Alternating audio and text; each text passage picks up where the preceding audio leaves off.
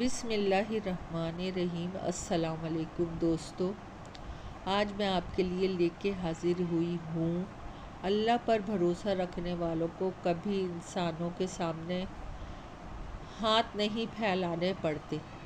ईमानदारी शख्स है। मेरा नाम वज़ीर शेख है। मैं आज आपको अपनी आपबीती सुनाने जा रहा हूँ, जिसे पढ़कर आपका अपने रब पर और पुख्ता यकीन हो जाएगा।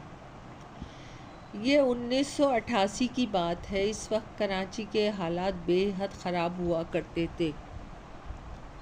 आए दिन कुछ ना कुछ ऐसा हो जाया करता जिसकी वजह से मेरा काम पर जाना मुश्किल हो जाता। इस वक्त हम लांडी में रहा करते तो मुझे काम के सिलसिले में बोल्टन मार्केट जाना पड़ता था। मैं कपड़े की दुकान में काम किया करता था। दुकान का मालिक, जिसे मैं सेठ कहा करता था, सख्त गिर तबीयत का मालिक था। ज़रा सी भी ताख़ीर पे वो ऐसी बातें सुनाया करता, जी चाहता सब काम काज छोड़ कर भाग जाऊँ, मगर मेरी गुर्बत और मजबूरी मुझे ऐसा करने से रोक देती और मैं इसके सितम बर्दाश्त करने पे ख़ुद को मजबूर कर देता।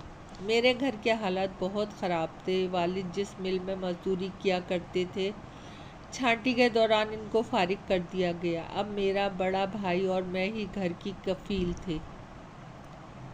हमारे वालिदैन ने हमारी तरबियत में ईमानदारी और दयानतदारी और सच बोलने की आदत डाली थी।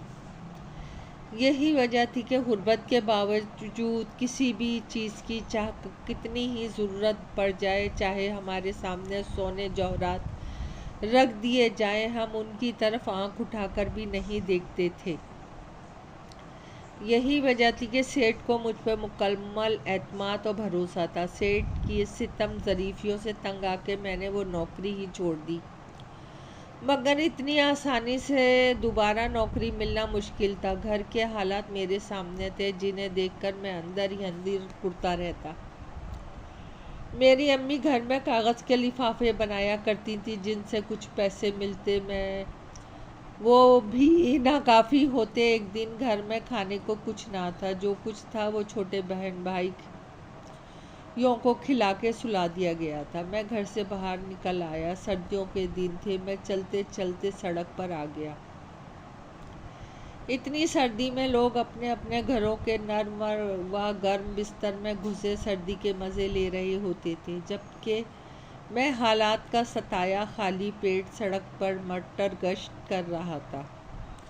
ज़बान पे दुरूद पाक का विर्द था। दुखी दिल, गम नम आँखों के साथ मैं अपने पैरों में आए एक पत्थर को ठोकर मारता हुआ आगे बढ़ रहा था कि घर वालों की बेबसी मुझसे देखी ना जाती थी। कई बार सोचा खुदकुशी कर लूं, मगर फ़ौरन ही अपने इस ख्याल को जहन से झटक दिया कि मायूसी कुफ्र है। अल्लाह से मुझे उम्मीद रखनी चाहिए। अचानक हुआ में तेज़ी आ गई और सर्द हवा का झोंका मुझसे टकराया तो मैं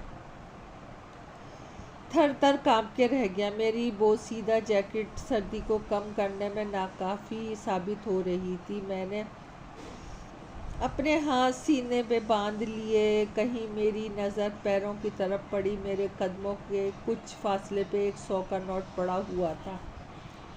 मैंने इधर उधर देखा तो वहाँ कोई नहीं था। इसका साफ मतलब ये था कि ये नोट किसी का ना था। मैंने झपट के वो नोट उठा लिया। इस वक्त 100 के नोट की बड़ी कदर थी। इससे भी कुछ ख़रीदा जा सकता था। अभी मैं कुछ कदम आगे बढ़ा के एक करारे 10 के कई नोट सड़क पर बिखरे पड़े थे। मैंने लपक कर वह नोट उठा लिया। जो मेरी नज़र सड़क पे पड़ी तो मैं हैरत की इंतहा न रही। दूर तक सड़क पे नोट ही नोट बिखरे पड़े थे। इतने पैसे देख के मैं इन पे भूखे अकाबों की तरह झपट पड़ा और जल्दी जल्दी अपने जैकेट और पैंट की जेबों में भरने लगा। मुझे नोट जेबों में भरता देख के वहाँ मौजूद इक्का दुक्का लोग भी आ गए और मेरा देखा देखी वो भी नोट समेटने लगे। ना जाने किसके वो नोट थे, कहाँ से आए थे, कुछ पता ना था। लोग आपस में बातें कर रहे थे। डकैत वारदात करके यहाँ से भागे होंगे, उन्हीं के ये पैसे लग रहे हैं। ये तो किसी बैंक के नए नोट लग रहे हैं। यहाँ से निकल चलो, कहीं ऐसा ना हो किसी मुसीबत में पड़ जाएं, वो अपनी तरफ से रवाना हो गए। मैं अपने घर आ गया। दरवाज़ा मेरी अम्मी ने खोला तो वो मेरे लिए इतनी सर्दी में बैठी थी। मुझे ये देखकर शर्मिंदगी हुई। वो कहने लगी, कहाँ चला गया था, कब से इंतज़ार कर रही हूँ। मैं सहन में बिछे तख्त पे बैठ गया और अपनी जैकेट और पैंट की जेबों से नोट निकालने लगा। उनकी नज़र नोटों पे पड़ी तो हैरान रह गई और कहने लगी, ये इतने सारे नोट कहाँ से लाया है, कहीं तूने कोई गलत काम तो नहीं किया। उनके लहजे में शक था और वो मशकूक नज़रों से मुझे घूर रही थी। तख्त पे नोटों का छोटा सा ढेर लग गया था जो मेरी अम्मी को शक व शुबे में डाल रहे थे। इतने में घर के सारे अफराद भी वहाँ जमा होना शुरू हो गए। अब्बू ने मुझसे पूछा, बेटा ये सब क्या है, ये इतने रुपए तुमको कहाँ से मिले, कहाँ से लाए हो। अब्बू मैं आपको पूरी बात बताता हूँ। फिर मैंने शुरू से लेके आखिर तक तमाम बात बता दी। ये सुनते ही मेरा छोटा भाई अभी आया, ये कहकर बाहर की तरफ दौड़ गया। अब्बू बोले, बेटा कहीं इन पैसों की वजह से हम किसी मुसीबत में न फंस जाएं। अब्बू के लहजे में अंदेशे बोल रहे थे। अब्बू मुझे ये पैसे सड़क पे मिले हैं, मैंने किसी से छीने नहीं हैं और कभी लोगों ने इन पैसों को उठाया है। और हम जिन हालात से गुज़र रहे हैं, बग़ैर मेहनत से हासिल होने वाली रकम हम पर जायज़ है।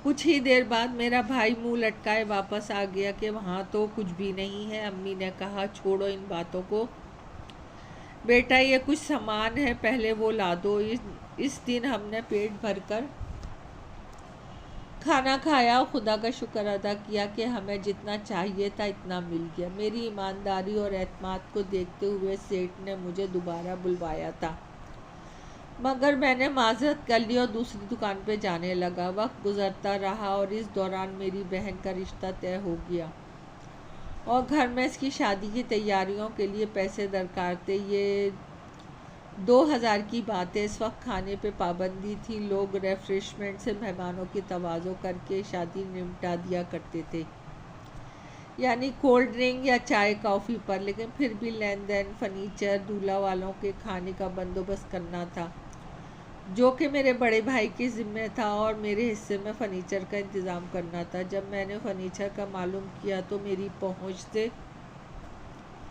बहुत आगे था। एक बार मैं फिर परेशान हो गया। मेरी आदत थी जब मेरी परेशानी हद से बढ़ गई तो 2 रकात हाजत पढ़ के अपने रब से मांगा करता और दुरूद शरीफ तो हर वक्त मेरी ज़बान पे जारी रहता था। तो दुरूद शरीफ की कसरत का ही असर था कि अल्लाह ने मुझे वहाँ से अता फरमाया जहाँ से मैं सोच भी नहीं सकता था। मैं और मेरे दोस्तों ने 2 बॉन्ड ख़रीदे थे। हमने अपने अपने बॉन्ड पर कोने में निशान लगा दिए थे कि अगर मेरा बॉन्ड निकलेगा तो मैं इससे आधे पैसे दूंगा, अगर इसका निकलेगा तो वो आधे पैसे मुझे देगा।